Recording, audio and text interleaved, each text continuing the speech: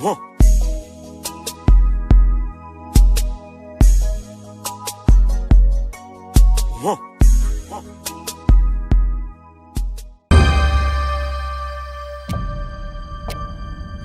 Holocene has ended. What we do now and in the next few years will profoundly affect the next few thousand years.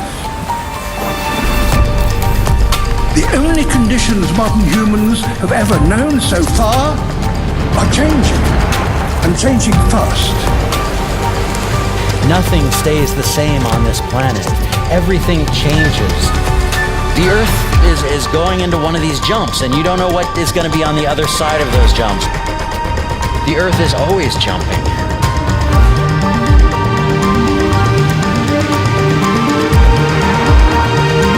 Things move on this planet.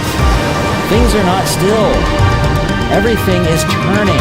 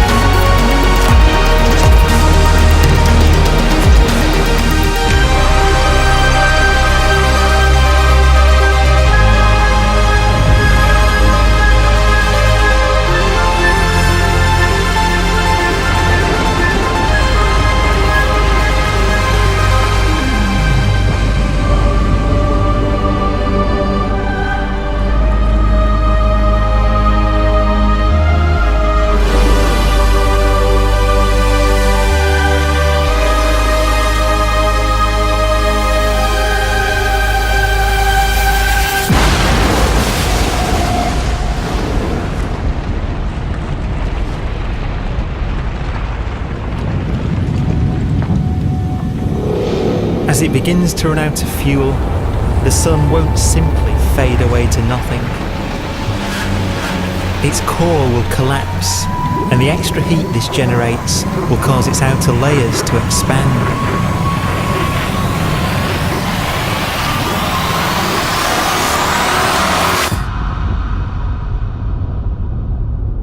The sun is now dead. Its remains slowly cooling in the freezing temperatures of deep space.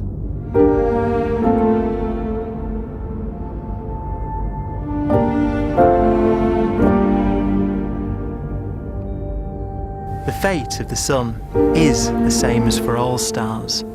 One day they must all eventually die, and the cosmos will be plunged into eternal night. All stars eventually will run out of fuel. The temperature of the universe drops. The stars, one by one, in the night sky will turn off. And there'll be no more new stars created. And so that the universe will end not with a bang, but with a whimper. And not in fire, but in ice.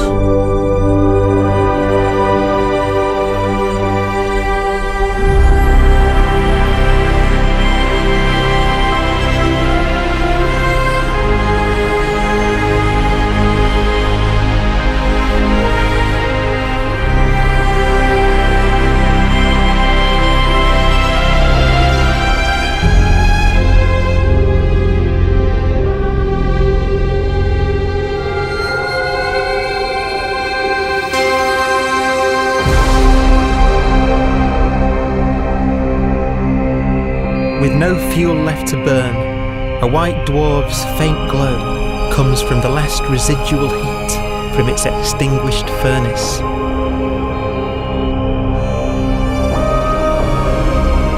Looking at it from where the Earth is now, it would only generate the same amount of light as the full moon on a clear night.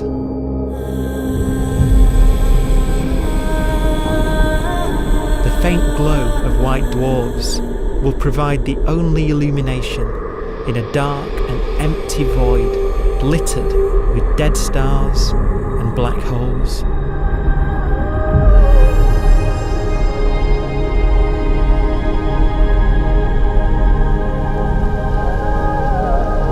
In some ways, it's kind of a ghost universe. It's the corpses, the zombie stars, that will take us into the future.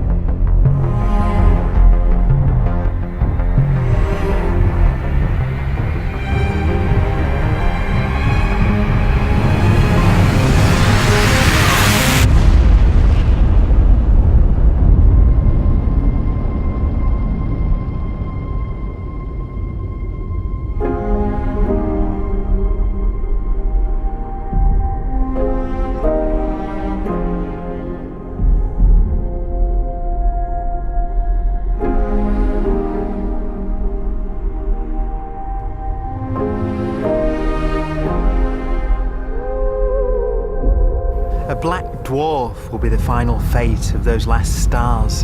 White dwarfs that have become so cold that they barely emit any more heat or light. Black dwarfs are dark, dense, decaying balls of degenerate matter, little more than the ashes of stars. Their constituent atoms are so severely crushed that black dwarfs are 1,000,000 times denser than our Sun.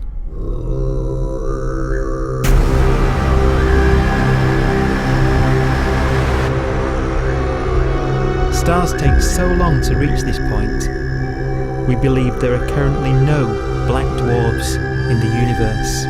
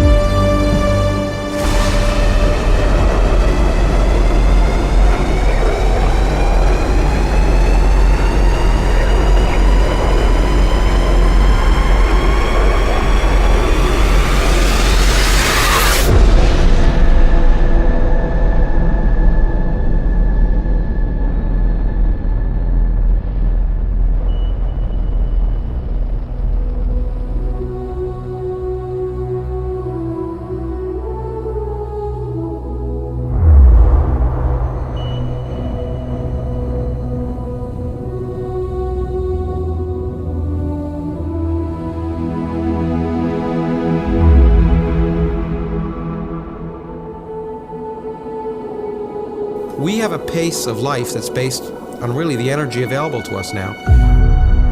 You could imagine living conscious systems which have a very different pace and therefore can extend out at least a lot farther than you'd imagine otherwise. You could have a living system where if it had a thought every 10 trillion years, that would seem normal. Even if our life dies out, one could imagine at some time arbitrarily far in the future, a fluctuation occurs which allows intelligent life to exist again for a little while. So you might have islands in time of intelligence.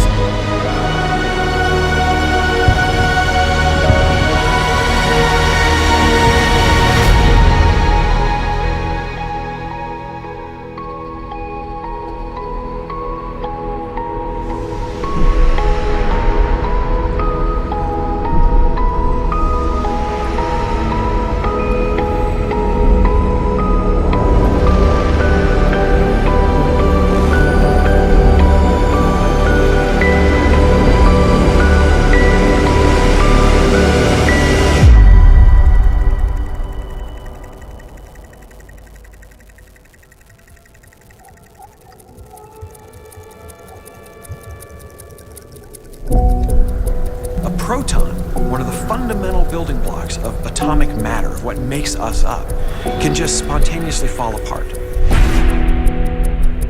Any material that evades the pull of a black hole eventually dies away as its protons disintegrate.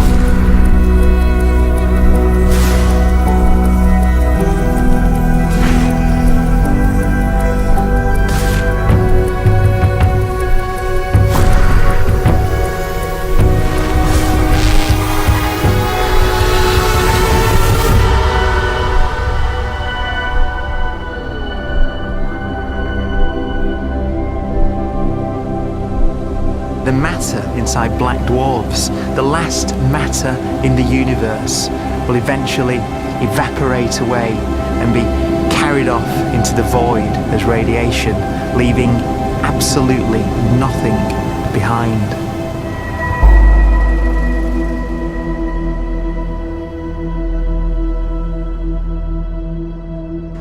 With the black dwarfs gone, there won't be a single atom of matter left.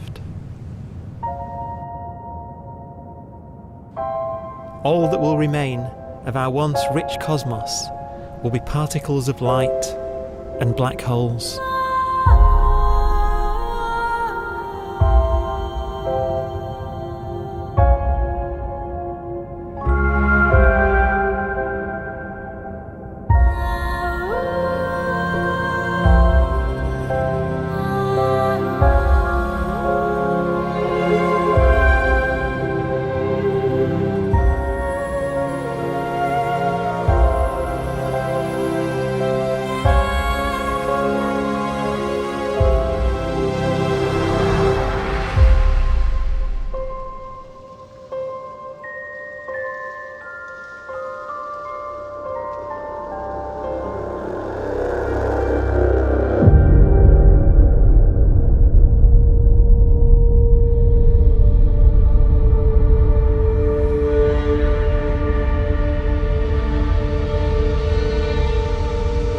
The arrow of time creates a bright window in the universe's adolescence, during which life is possible.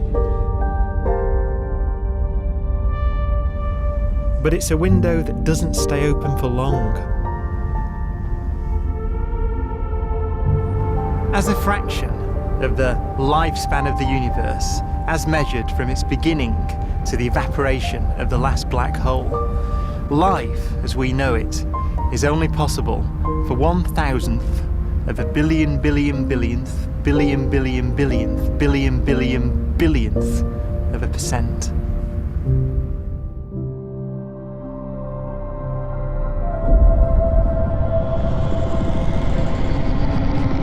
Black holes become the fundamental building block of the universe. A galaxy will basically be a supermassive black hole in a center with smaller black holes orbiting it. Zombie galaxies filled with black holes continue to evolve. They'll eat each other and they'll get bigger, and maybe they'll fall into the supermassive black hole and it'll get bigger. The universe will still be an exciting, dynamic place. It's just that the timescales you're talking about are now trillions of years instead of thousands or millions of years.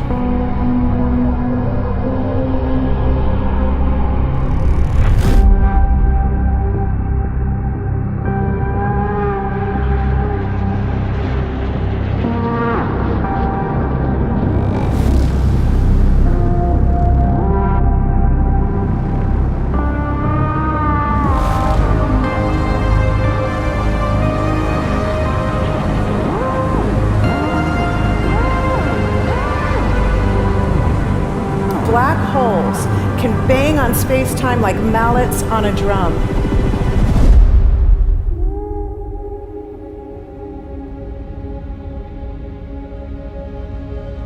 And they have a very characteristic song.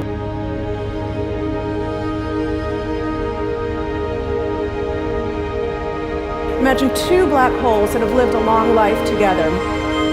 At the end of their lives, they're going around each other, crossing thousands of kilometers in a fraction of a second. As they do so, they leave behind in their wake a ringing of space, an actual wave on space-time.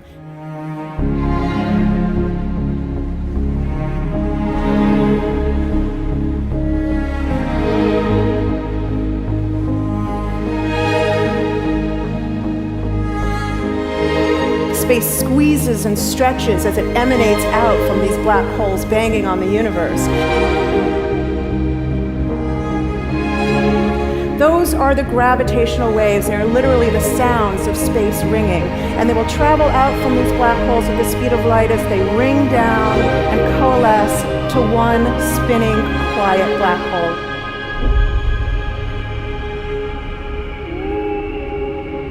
If you were standing near enough, your ear would resonate with the squeezing and stretching of space. You would literally hear the sound.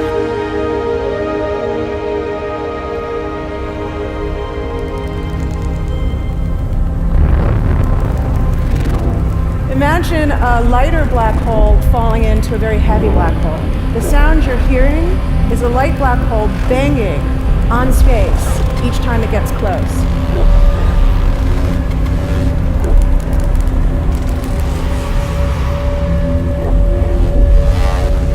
As it falls in, it gets faster and it gets louder.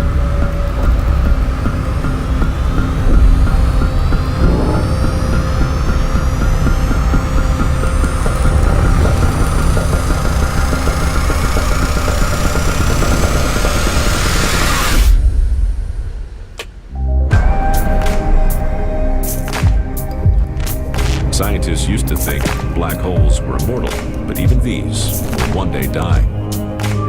Now we're talking about timescales of unimaginable length, quadrillions of years into the future. On that timescale, even the black holes begin to evaporate.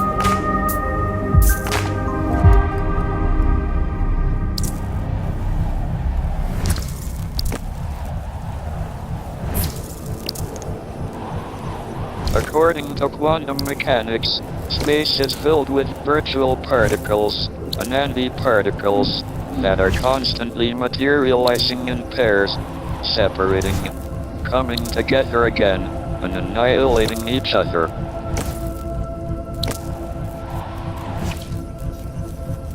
In the presence of a black hole, one member of a pair of virtual particles may fall into the hole, leaving the other member without a partner with which to annihilate. The forsaken particle appears to be radiation emitted by the black hole. And so, black holes are not eternal. They evaporate away at an increasing rate until they vanish in a gigantic explosion.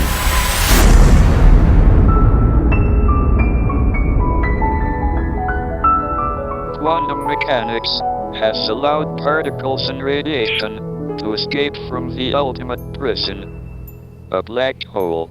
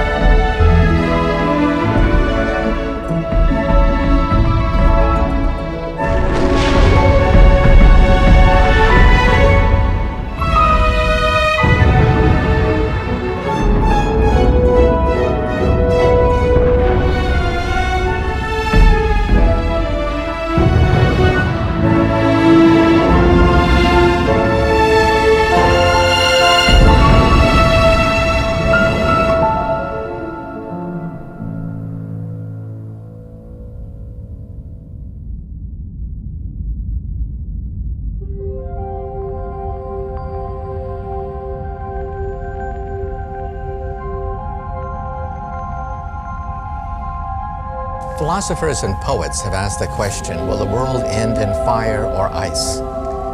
We can now give an answer. The latest evidence shows that the universe is not slowing down, but it's speeding up out of control. And the universe, we think, will die in ice. Trillions upon trillions of years from now.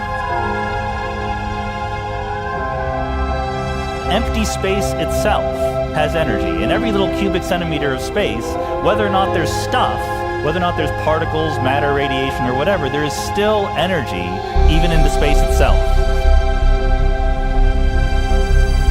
And this energy, according to Einstein, exerts a push on the universe.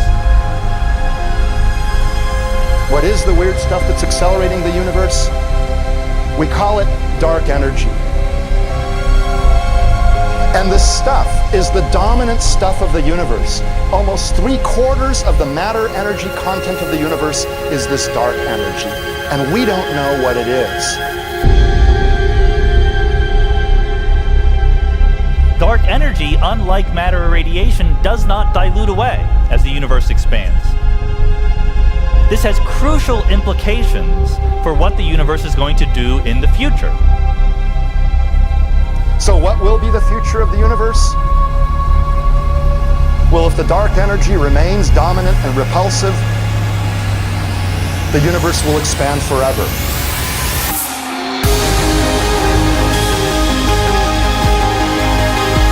Faster and faster and faster with time. A runaway universe. 70% of the energy of the universe resides in empty space, and we don't understand why. But we do know what will happen. If that energy continues to be there, the universe will become cold and dark and empty. That's the future as it might be. We don't know because we don't yet understand the nature of dark energy. Until we do, we won't know the future. We won't even understand our own origins, and that's why we want to know and study this subject.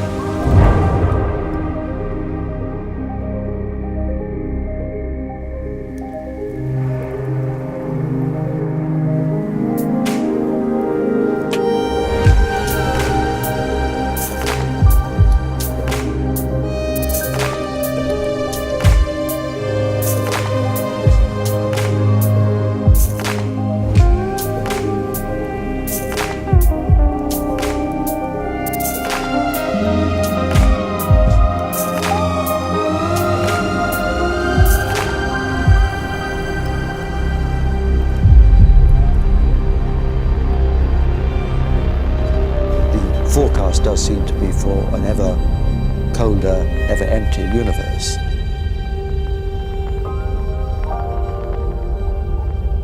But then, of course, we have to ask, could that end lead to a new beginning?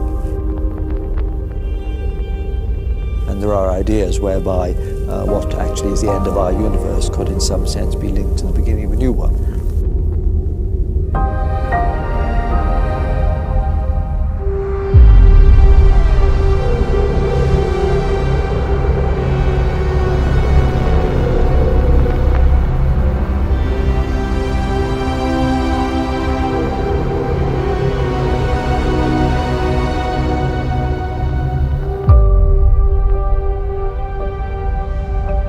We've worked out the mathematics, the equations. They seem to say that if you have an atom smasher that can concentrate tremendous amounts of energy at a single point, you can perhaps open up a gateway, a baby universe.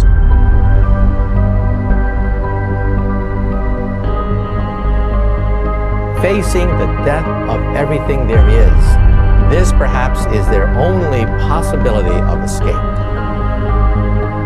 And this also raises a very intriguing possibility, sheer speculation of course, that perhaps any universe that has intelligent life in it will create baby universes, will create lifeboats, and proliferate child universes.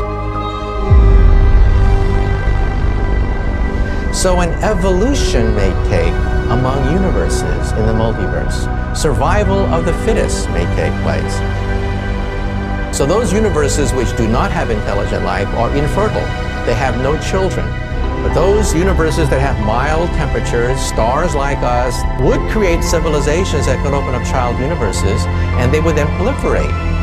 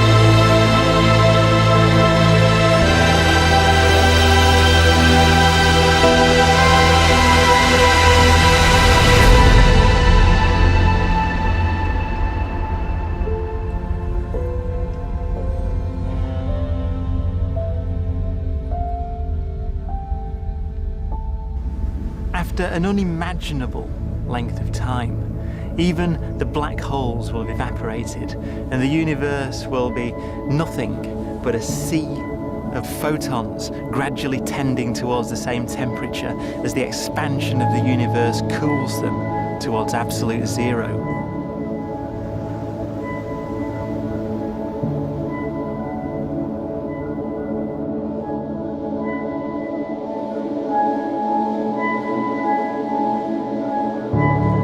Once the very last remnants of the very last stars have finally decayed away to nothing, and everything reaches the same temperature, the story of the universe finally comes to an end.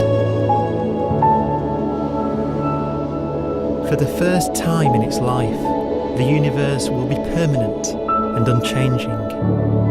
Entropy finally stops increasing because the cosmos cannot get any more disordered.